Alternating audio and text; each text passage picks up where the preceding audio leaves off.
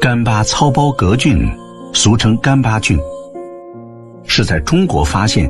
并用中文拼音命名的野生菌之一。因为积累了50多种挥发性化学成分，细闻有山川草木的气息，兼具瓜果蔬菜的香甜，